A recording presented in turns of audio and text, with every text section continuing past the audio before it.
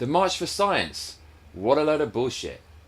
The Sega Genesis Mini and the Sega Megadrive Mini, new piece of hardware by Sega for the first time since 2001 when the Sega Dreamcast bit the dust, and the biggest hornet nest you've ever fucking seen with millions of hornets buzzing around everywhere. I'm Johnny Massacre and this is the Johnny Massacre Show. I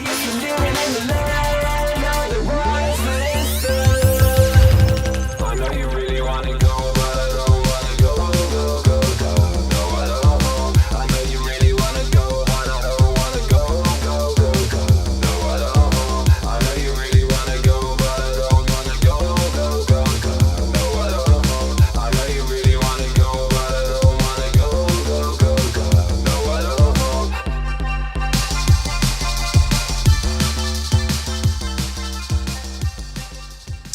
Okay, so I'm trying to work out the format of this show. I want to do it every other day, but to be honest, it's not going to happen for the time being. I made a few episodes recently. Maybe the eagle-eyed of you out there saw that I released these episodes and they disappeared. It's basically because they were shit. And I don't really have a lot to talk about. I'd love to talk about politics and stuff like that, but I'm really not up on it enough. I know bullshit when I see it, and I'll call it out when I see it in movies and stuff, but I don't know enough facts and stuff like that, so I'm not going to embarrass myself with that shit. And also, all I know about is how to make music and to DJ and nerdy stuff like that. I could talk about that, but that's going to bore you to death. And there's other people doing that who are already boring people to death. And I live in Japan. I could talk about Japan. Have you seen Japanese YouTubers? Biggest wankers ever. One of them, I think her name's Canada Jin. She's fucking ugly as fuck and boring as fuck. And she converted to be a Muslim recently, which is just the most ridiculous thing ever. A Westerner, a free Westerner, converting to be a Muslim and covering up as some weird form of virtue signaling. You know, Christianity, Islam, all of it. To me, it's bullshit. And I just find it really hard to trust anyone who believes in religion because it makes no sense at all. There's no evidence to support it at all. But yeah, there's a YouTuber out there doing stuff on Japan. She's really popular. Do I want to be involved in that scene? Not really. However, they're all so lame that if I was to really do it seriously, it could be pretty good. But look, I've worked out I don't have enough time to pursue a music career and do a lot of YouTubing as well. So until I've got a lot to talk about, I am sneezing. Until I've got a lot to talk about, I'm just going to be giving you the Johnny Massacre Show on a Sunday. That's my plan. Because I noticed a lot of YouTubers don't actually broadcast on Sunday, so that's when a lot of people are free and they want to watch some TV. So I thought that'd be a good time to give you some shit to listen to. So what are we going to talk about today? Okay, I've got a few things for you. The March for Science. Now, March for Science, as soon as I saw this word appear on my Twitter feed, I knew it was some left-wing bullshit. It just stank. They love their hashtags and candlelit vigils. The left, the mentally ill, far left, liberal left, the modern incarnation of liberalism. They love the fucking hashtags, and no one on the right is going to march for fucking anything because people on the right are more about the individual. They don't need to get in a big group and feel safety in numbers and be like a load of drones in the hive, mindlessly following some pathetic ideology and doctrine. People on the left, however, will march together. They feel strong as a group. They feel important. When actually what they're marching for is basically just to get more votes, to virtue signal, to appear virtuous. We stand for women. We stand for minorities. We stand for science. That's the funny thing about the left. What they promote is irresistible. Do you support women? Of course I fucking support women. Do you think minorities should have equal rights? Of course I fucking do. Do you think science is important? Who is going to possibly say no? But as soon as you say yes, that means you have to vote for them and you have to agree with their doctrine. And that is basically to vote for the left. Because they're virtuous, because they support women, minorities, and they like science now. And if you don't agree with them at all, you're against them. So they have lumped in just people in the middle who are not on the left with the alt-right and racist nationalists. You're all the same. If you don't want to vote left, you're all the same. And that's why this hashtag March for Science just stinks, because before I even looked at it, I knew that it was just another reason to try to get people over to the left side of politics and get them to vote left. That's the only reason this shit exists. And when I clicked through on the hashtag on Twitter, I was proved right. So we're just going to scroll through it live, because I don't even need a planned evidence to prove what I just said, because I know as soon as we open it, it's going to become blindingly obvious. Now, I find this quite ironic, because the left are the people who are saying there's about 9,000 genders, and yet they want to march for science. So if they're trying to prove that there's millions of genders, they can't, because scientifically you can't prove that, because it doesn't exist. It's all mental. It's a mental illness, and anyone with a few brain cells knows that. So what? The liberal left, who are marching for science, are now going to say science says there are loads of genders, so they can say whatever they want. Vote for Hillary. If you don't, it's not science. That's how stupid and how lacking in logic this whole march for science is. So let's have a look now. Let's click through on Twitter on this fucking stupid hashtag. It's so stupid. Do you think there's one scientist who's marching in that fucking march? I don't think so. They're going to be in the lab fucking doing something, rather than beating their chest and saying, hey look, I'm a good person. Right, so let's have a look. Let's see if it's still trending. Baychella, Beyonce, fucking shit. Coachella, full of dope smoking Californians who are just going lit for about 9 hours before they pass out in a pool of their own vomit. No fucking thank you. The worst combination of things ever. Chinese Grand Prix, Beyonce, I can't even look at that fucking whore. She's awful. Everything about her is awful. Oh god. I just saw a horrible tweet. Beyonce invented festivals, and you invented shitty tweets. Well, let's have a look at this, shall we? I'm just going to fucking search for it. March for Science, here it is. 50 tweets in the last hour.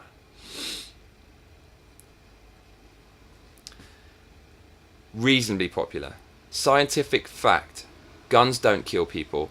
People kill people. See, now you've got people on the right who are getting involved, and this is just what the left want, and this is how I knew it was a left-wing hashtag.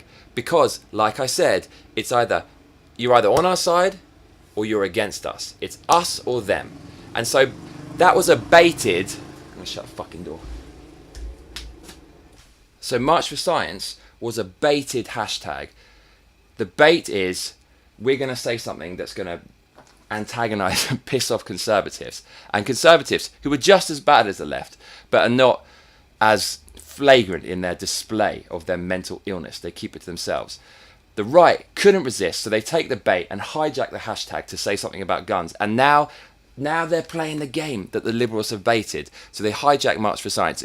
Guns don't kill people, people kill people. And now the left can all stand on their pedestal and talk down upon the right and how disgusting you are for supporting guns. And that's exactly what this hashtag is all about. And it's no surprise that Twitter and the media at large is liberal controlled by pushing and supporting these hashtags.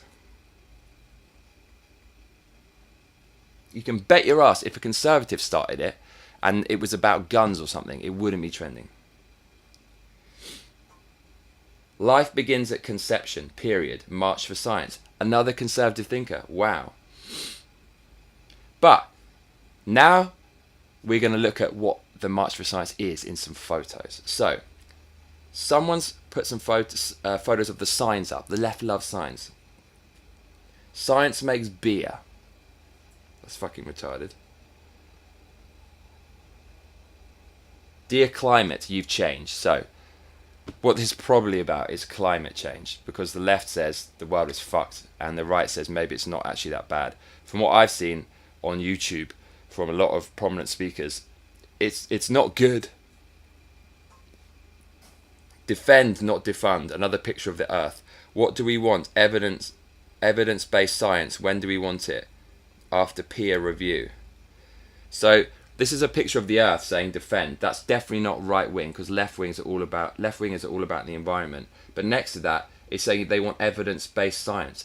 The left hates science. The left basically invented and perpetrates social sciences, which should be defunded and just binned. So perhaps March for Science is also a way to establish social sciences. Who fucking knows? Jesus Christ. Breaking. Massachusetts court deals blow to ExxonMobil at it rules that the company must hand over climate change research. So this is about climate change, and this is a left-wing thing. If you're looking for a sign, this is it. Go join and support your local march for science. This is definitely left. It's full of primary colours that children or lefties can easily identify with. And it has nice instructions and infantile instructions about how to make a sign. I love science. Science has solutions with some beakers full of chemicals. Clean water. Thank you, science. Science, not silence. Okay, this is all about left-wing propaganda for climate change politics. The right are hijacking this. Scientific fact, there are only two genders. Exactly what the left wants. So now they can all go and attack this guy. To prove my point, let's look at some of the comments.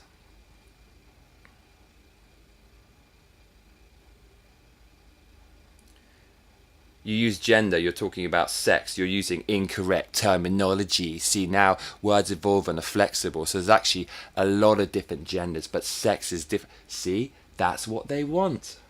I can't look at this shit. One is enough.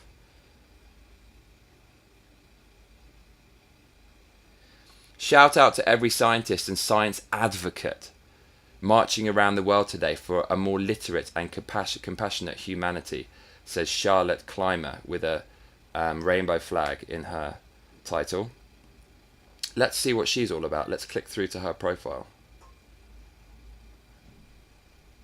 She, her. So gender pronouns. So again, this is liberal left thinking. So people who are obsessed with gender pronouns, of which now it's illegal in Canada not to use forced speech and someone's preferred gender pronoun. Those people are supporting March for Science. I told you, and I had no plan. I'm just scrolling through the Twitter feed and I'm showing you that's what it's all about.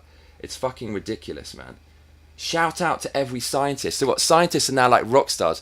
The left thinks scientists are those guys with glasses as thick as Coke cans in laboratories with beakers doing this and blowing up and turning into werewolves, and that's how we get monster movies in their beloved fucking Hollywood. That's what they think they are. Shout out to every scientist and science advocate. What do you mean science? Who doesn't advocate science? Science is the building block of our whole fucking civilization. It's why we can stay alive, for fuck's sake. This is disgusting. I've had enough of the March for fucking Science. And it's amazing. You can just smell the left a mile away. They are just pathetic right now. And you've really got to sort yourselves out. Because of you, that's why Trump is in power. Because of the March for Science, that's why Trump is in power. So you people are putting so much time, effort and money into digging your own grave and just giving power to the Republicans. It's insane. It's fucking hilarious. And that's why I kind of love Trump, because I never voted for anyone and I just hate all politicians. And now I can sit back and just enjoy the way he's exposed the left and all the virtue signaling, victim playing wankers, which seem to make up about 60% of the online population. Because Trump's there, people on the daily are just exposing themselves on Twitter. I don't know anything about politics, but I know enough to know that the March for Science is bullshit. But everyone chips in with their 2 cents, and everyone's, oh, I'm the victim, and look at all these people and virtue signaling, and everything's so bad for me. And we know that because of Trump. And we know that because the left put him there. Oh, Jesus fucking Christ. So what am I saying? The March for Science is bollocks, and we know it's bollocks because people like Trump fucking shone a light on these people and coaxed these cockroaches out from the sewer of life. The sewer of life. Next up, a much lighter topic. The Sega Genesis Mini. The Sega Genesis is a video game console by the Japanese video game production company, the legendary Sega, also known as Service Games to nerds who know far too much about video game history. It was a great console. It came out in 1989 in Japan and 1990 in Europe and America. It sold incredibly well. It kick-started the mass production and mass consumption of video games that has exponentially snowballed into the multi-billion-dollar industry that it is today, spearheaded by titles like Call of Duty. Shit, how the mighty have fallen. The Sega Genesis, as it was known in America, was a 16-bit console, and it used plastic cartridges to play games. It was known as the Sega Megadrive in Europe and England. It was fucking amazing. I had one. And Sega are capitalizing on the rip-roaring success of the Famicom or NES Mini, NES Classic, I think it was called in the West, and the Super Famicom Mini, Japanese, or the Super Nintendo Mini, which was a re-release of similar 16-bit consoles, albeit by Nintendo, but much smaller, miniaturized, very cute. Sega outsourced this task before to another company, but they didn't do a spectacular job. So now Sega are going to come out of retirement, it seems. They haven't made a video game console since 2001, when they made the Sega Dreamcast, the ill-fated Sega Dreamcast that was the nail in the coffin of Sega's failing hardware ventures. And there's no information about the games on the Genesis Mini yet at all, which kind of pisses me off. How could you leak the news or release the news and not say what fucking games are going to be on the console? Well, at least people are going to be talking about it and speculating. The Super Nintendo Mini, SNES Mini, had some really good games on it. The NES Mini had some decent games on it. The Japanese release had a few different ones to the European release. The NES Mini was cool, but it started grating after a bit. My favourite game was the golf game on it, because it had this ridiculous music that goes da da da da da da da da da da da da da.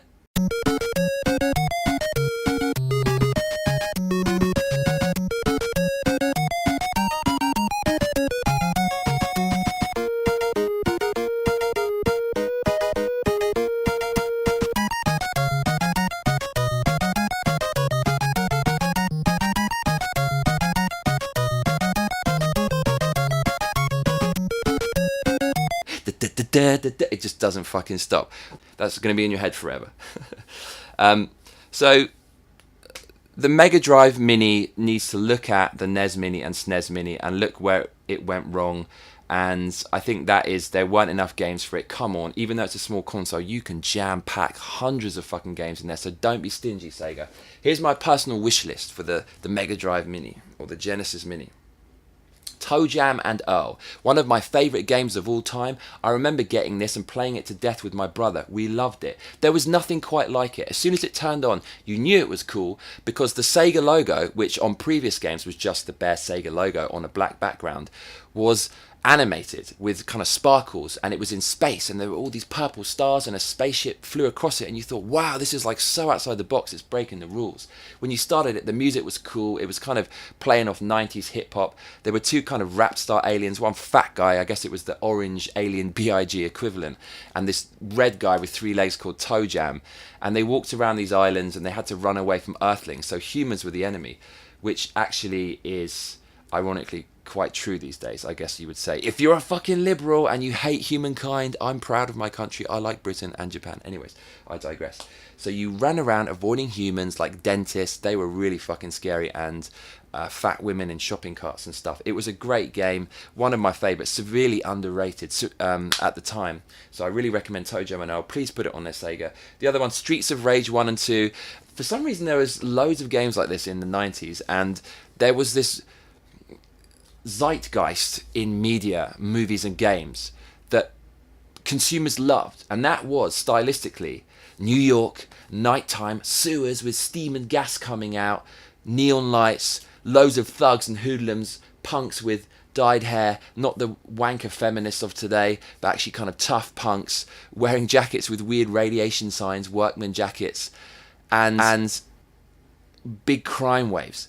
That was the scene of Streets of Rage, and you were a cop and you had to go in and then fuck them all over, a bit like in RoboCop, the kind of Teenage Mutant Ninja Turtles vibe, you know, New York and all that kind of shit that I just mentioned. It's one of the best scrolling beat-em-ups ever made. But number two was, they really refined it and got it just right. They got used to programming on the Genesis hardware, and they really nailed it with Streets of Rage 2. That was a great game. I hope they put that on there. Golden Axe, another side-scrolling beat-em-up, very early prototype side-scroller, but really, really good. You could ride around on these dinosaurs and shit. Dungeons and Dragons type game, really, really fun. Another one, Moonwalker by Michael Jackson. Maybe there's going to be copyright issues and stuff there, but it wasn't the best game. But come on, Michael fucking Jackson, and hearing his music officially rendered on 16-bit chiptune. I mean, come on, let's go. He has to go find like all these little kids and rescue them. Mate, you've already had a court case at the time for paedophilia. Why would you put children in your video game and draw more attention to it? He just couldn't help himself. Anyways, it's a great game. Sonic the Hedgehog, don't need to tell you about that. Other than the fact that I really didn't like number 3, although some people say that's the best one invented. The music wasn't as good. The graphics were a bit cold and it just wasn't that unique. What do you think? Number 2 was a great moment. I remember playing that with my brother. So many family memories. Alien 3, really difficult side-scrolling game, shooter, where you got flamethrower and grenade launcher and stuff, really dark. A lot of frequency modulated synthesis on the sound chip generator. It was a great game. RoboCod 2, that's very unlikely to ever get a release on the Genesis Mini. RoboCod is a parody of RoboCop, and the prequel was called James Pond, which was a parody of James Bond. So it's taking popular culture in movies and making it, satirizing it. And they were really, really good games. They were released by Electronic Arts, and that's before Electronic Arts mushroomed into this kind of super corporation that just churns out crap and buys all the good developers and destroys them in the name of corporate greed. RoboCod 2 was very much like Mario. It was really colourful, good graphics, really underrated. Check out RoboCod on YouTube if you can. I'd love it if they re-released that. And Flashback, which was a side-scrolling game. It was really difficult. It was future. It was a little bit Blade Runner. Took a lot of science fiction influences. Really nice graphics at the time, and a real thinking man's cerebral kind of puzzle action game. It was great. Flashback. Check that out as well. Right. Finally, I want to talk about this massive fucking wasp nest that I saw on YouTube. What's the biggest wasp nest you can possibly imagine, within reason, in a suburban kind of area in America? No. There's no limit on that shit, apparently. There's this fucking hornet's nest, hornet, yellow jacket as they call them in America. This yellow jacket nest, hornet's nest, in a shed. And it's just like the alien hive and Aliens. It's all kind of going up the walls and it's spilling into the corners, and it's taking on the shape of the interior in which it's being made. It's fucking disgusting. And watch this video. I'll link it in the comments, and you can see a little bit of footage now.